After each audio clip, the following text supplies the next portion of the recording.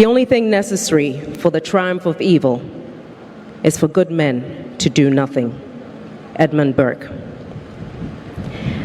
Daddy, so much that should have been said, but the perpetual folly of mankind, always thinking there's more time. Well, like many others before us, the realization only hits home when befallen by such a tragedy. This has been so unexpected that translating anything to words has proven harder than we could have imagined. A lifetime of anecdotes. Where to begin? We'll start with the names.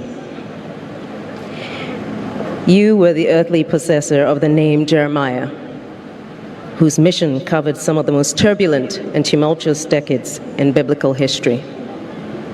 Your father, James Ramsey, named you Jeremiah and tasked you with a similar fate. Your shoulders were strong enough to carry the weight. You knew your purpose and you accomplished it. You never faltered.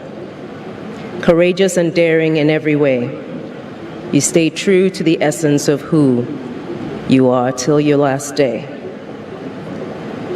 Daddy, you were a warrior, and with each one of us, you took pause to name, because resonating within you was an organic understanding of a name's sacred soul. She, or he, who is the earthly possessor of a warrior's name, is beholden to that name. You knew this. You did not name any of us after you to ensure that we would discover our own purpose in our name's sacred soul. A warrior's label was thus your gift, and reveled in each name lay your challenge to us to be watchers, protectors of creation, keepers, seekers of universal knowledge, to be courageous, never to falter, to stay grounded, to seek our purpose and remain true to it. Zanetor, an ever-extraction name, a command meaning the darkness must cease. A name you made up and gave to your first child during the difficult times in Ghana as you hoped for an end to the corruption and economic hardship. Your second child, Ya Santua, of Asante extraction in modern-day Ghana. You named her after Nana Ya Santua of Ejisu, the Queen Mother who led her people to war against the British colonialists after the king of the Asante Kingdom was exiled.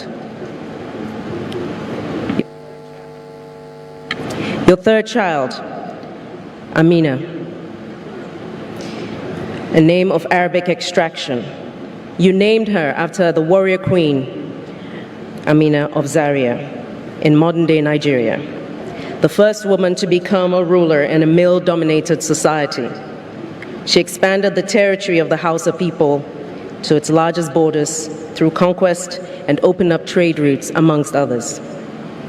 Kimathi, of Kikuyu extraction in Kenya. You named him after Dedan Kimathi, a Mau Mau military and spiritual leader who led his people in several uprisings that led up to the independence struggle against the British colonial rulers. Indeed, the names you chose for us epitomize your already concretized beliefs in Pan-Africanism. Perhaps it's no surprise that you created a bridge between members in the diasporan community and their ancestral home in Ghana in what became known as Panifest. Perhaps at our earliest memories of the giant, for many years we thought you were. Larger than life, adventurous spirit that was always the toast of every occasion, with your dashing lady love by your side. Oftentimes, we would only see you on weekends as you would traverse the country non-stop on your nation-building crusade. On the occasions we would come by the castle during the week, you were always working but never tired, always heavily concerned with the country's affairs, but somehow making time to eat and exchange stories with your staff. You were always a man of the people, your people, they were a part of you. You wanted us to learn discipline, self-defense, but most importantly, a sense of community, as we sparred 3 times a week for many years with other club members in the Taekwondo club of the castle, with members from the Osu locality.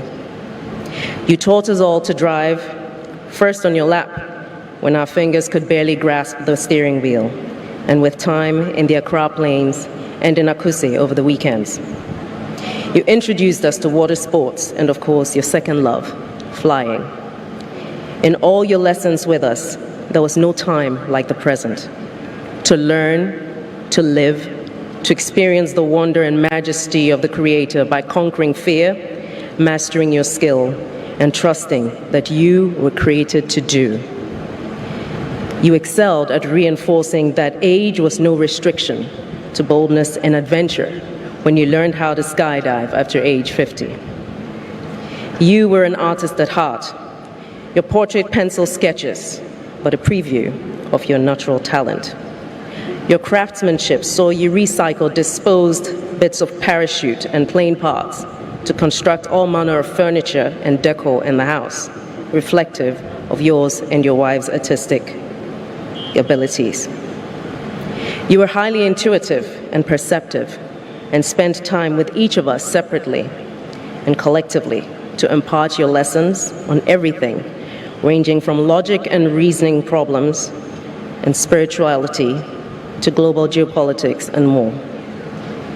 Whenever we asked you a question, you would ask us what we thought about the subject, in the end, allowing us to arrive at our own conclusions. At other times, you would just offer a candid opinion in a few concise statements and move on. You had the most wicked sense of humor and loved to make fun of people. One learned to develop a thick skin after years of exposure to it. When it was time for us to go to boarding school, you took pride in setting up your barber's shop on the compound of the house, skillfully cutting our hair with such ease that some of us, don't worry, I won't mention your name, thought that we could do just as well before hacking our cousin's hair to the most shocking yet hilarious spectacle. Later, the drive to boarding school was always your pride of place, taking Zanetor and Santua to Wesley Girls. You and Mom would always ensure that you visited during the term, and in my case, Amina's case, I beg your pardon, you would regale her friends with stories about the time in Achimota and the mischief that you got up to. You mastered every aircraft that you flew, defying gravity with each flight. Your flying gave you the eyes of an eagle and added dimension to your perspective on the situation on the ground, literally. Even among the clouds, you were an artist. You were a master of the skies. Your skill as a pilot was so well and purposefully honed, yet never giving way to fearless recklessness, fully understanding that an element of fear is a requirement to anticipate danger. Never succumbing to the mundanity of life, you raised us to challenge the ordinary and to push beyond our comfortable boundaries. You taught us to stand up for those who could not, even at the risk of standing alone. We were never too young or too small to be privy to your thoughts, which you shared on world politics, on the inequity of the world economic system, on the plight of people of Africa. With every stage of our lives, you remain consistent with your mantra on life. Walk your path, know your purpose, live your life, make your mistakes and learn from them. Take ownership of your actions. In all this, be guided by your inner spiritual radar. Most importantly, never let your feet leave the ground. You always spoke with such pride about our valiant officers and men of the armed forces, the precision of our Air Force, and lamented angrily about the cowardice of those not willing to seek out truth or fight for what is just, not just for oneself, but for one's fellow Ghanaian in the face of adversity, and of course, let's not forget the incorruptible knights and guardians that stood by you, believing in your vision in Ghana.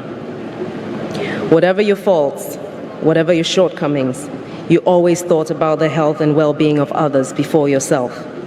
And it's such a shame that not every individual got to see or experience that about you. However, we take solace in the fact that enough hearts were touched by you, whether it was paying school fees of numerous students, telling your family to squeeze in the car while you gave countless strangers a lift on the motorway, or giving a very well-accomplished academic student a flight in one of the aircrafts. Since your passing, we have been inundated by testimonies of the number of people you supported. Your kindness knew no bounds. Soldier, warrior, father, grandfather, sage, friend. Daddy, thank you for sharing your life with us. Thank you for teaching us to be and to do. Your work is done. You're free now, so walk briskly and purposefully as you do among the ancestors. You will always be our warrior garden.